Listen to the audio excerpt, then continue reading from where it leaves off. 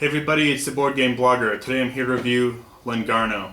Now this is a very fun tile placement game put out by ElfinWerks games.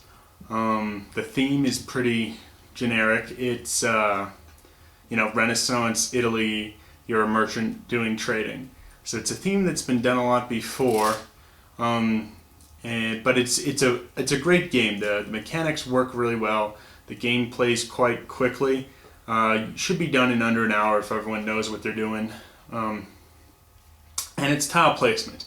And within the Euro game genre, I really like tile placement games because you're able to, sort of directly affect your opponents. You place down a tile to block their moves, and there's a lot of player interaction.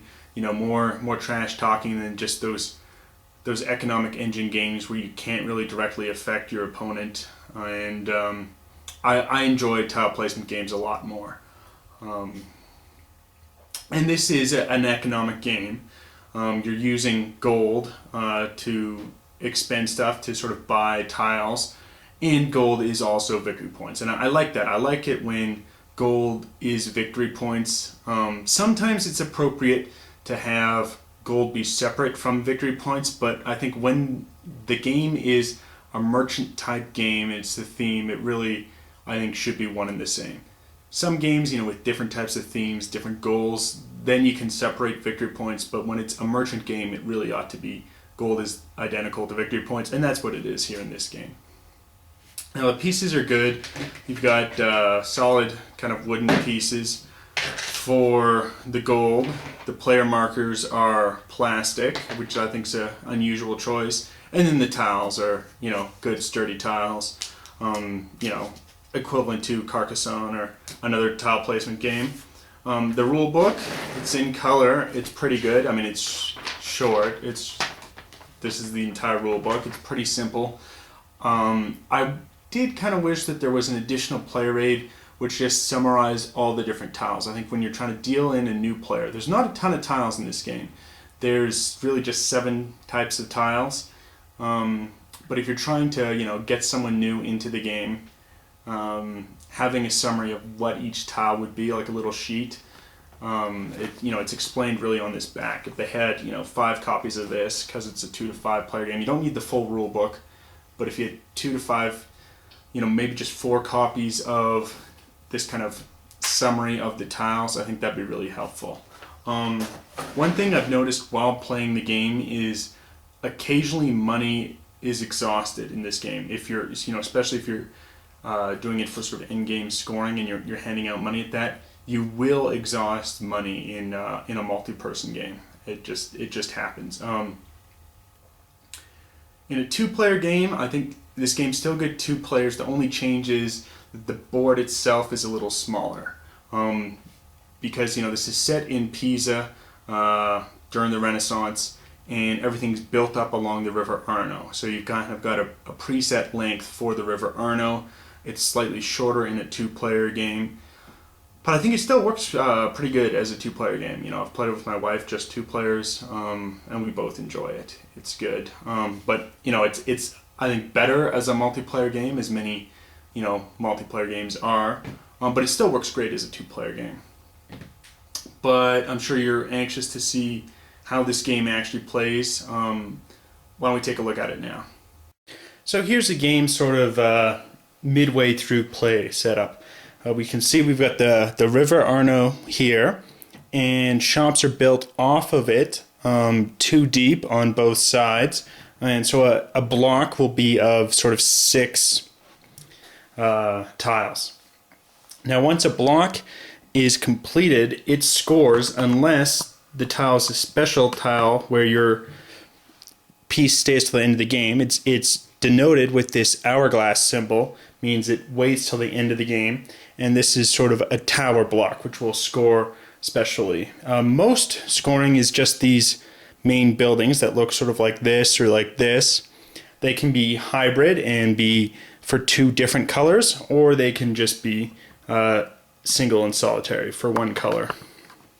Now the colors here and these symbols are different than the player colors in your hand, which I think is good. It's clearer for people learning the game to understand that that the color on the board is sort of just a merchant family that you're doing business with, and it's different than your own merchant family. What I appreciate is that they have symbols. So you have both colors and symbols. I think this is good for people who are colorblind. It lets them play the game a little bit easier. And as I mentioned, there's sort of the main tiles that score, and then there are special tiles. The way you would score would be let's say we had just finished scoring this one here. So we just put the last piece down like this. We would reveal what is here for the special bonus. This is seen by players when they place their marker within that block. They'll see, who is favored in this block for the bonus. So now what we have here is this guy will score instantly because he does not have a timer like this piece. And we simply count up the red or the shield that is blue with the yellow stripe. So we have 1, 2, 3, 4, 5, 6 shields there. However, it's in a place with a graveyard, which decreases business. So he would come off and he would net 5 gold from the bank. You would get 5 gold. And that's sort of how you score, just sort of a basic unit. You have the basic scoring of just the palaces like this. You then also have modifiers. You have this graveyard modifier, which is it's a negative. You have shops, which is this space here, which is a positive modifier for anything adjacent to it. You have the church, which is a -2 modifier for everything adjacent to it. If we zoom out, this should focus a little easier. And so anything doing business near the church has -2 modifier. You have the office, which is a unique tile. You can place this down and take up any tile that does not already have someone's player pawn on it. So I could place this down, take out the graveyard, and now I've got the graveyard in my hand to sort of attack other opponents. Now there's 2 types of markers that remain until the end of the game. There's this tower house, as we see here. Now it will score based on how many symbols are adjacent to the closest street that it's near. So here, because it's in the middle, we could count either this street or this street. For instance, let's say the game ended right now. It's not going to happen. The game ends when all the tiles are filled in, but just theoretically to explain it. So because this is the red symbol, off of this street, it would score 2 points because there's a red here and a red here. These tiles don't net it anything because they're not the red tiles. But, some more red tiles could be placed in there. However, because it's in the middle here and this street is equal distance as this street, we could score off this street. Again, however, it's just 2 for red. Now, you are hard limited to 5 player markers for the game. So you will have guys come off instantly when you score the block, or they might remain until if they have the hourglass symbol, as they're only scored at the very end game. Now the final type of end game scoring is this plaza, where you will score every color that matches it in a row. So here the white player has 1, 2, 3, 4, 5, 6. So they will net 6 points at the end of the game. And it's sort of the basic rules. Now the way you actually play is you're going to start with a hand size of 2 tiles, and on your turn you can do one of 2 things. You can play a tile or you can draw a tile. Now we're going to have some tiles over here from the stock. Now this tile here is going to be free to pick up. This will cost 1 gold and this will cost 2 gold. And let's say, one player purchases this. They'll pay a gold to the bank. So we'll slide forward and a new tile comes over. So for instance, let's say it is the white player's turn, and they're going to play down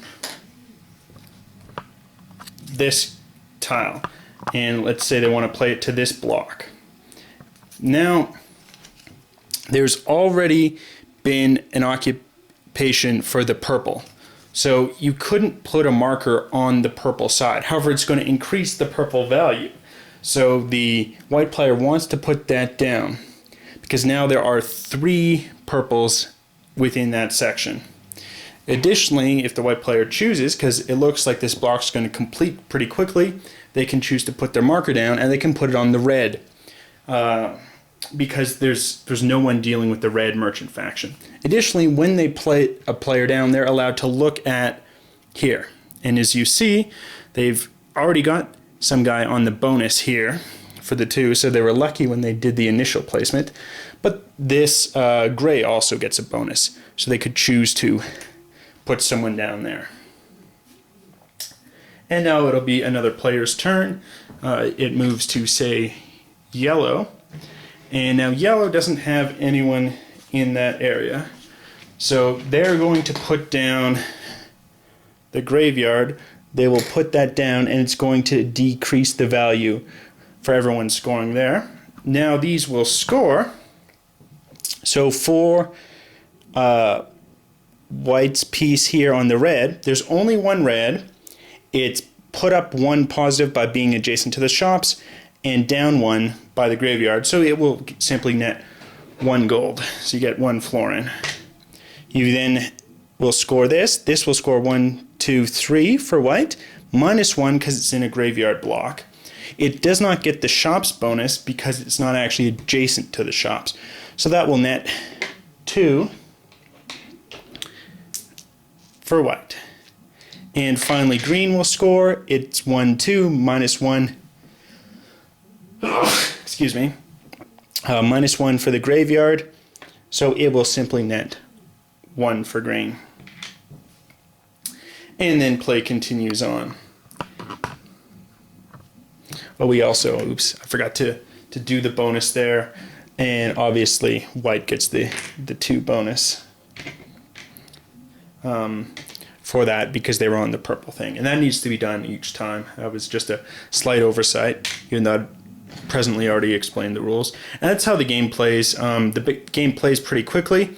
In a 2-player game, you just have access to 6 blocks, and in a 3 or more player game, you open up this additional block over here. And that's the game. It's quick. Because of tiles like the graveyard or the church or the shops, you can kind of directly impact your opponents when they're building in the blocks. I like the endgame tiles with the plaza, which scores by the row, or the tower house, which scores off things adjacent to the road.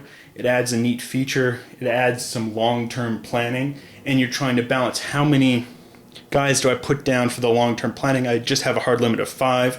I don't want to put them all down and then I'm basically out until the end of the game. I need, constant points, especially because I need to generate income to pick more advantageous tiles.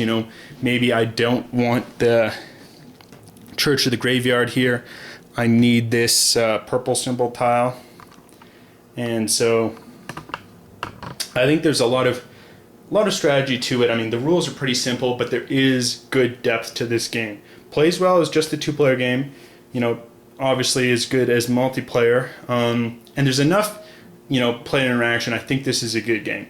It's different enough from other tile placement games like Alhambra or Carcassonne that I think this can fit on your shelf, even if you already have those 2 games. It's a great tile placement game that I'd recommend.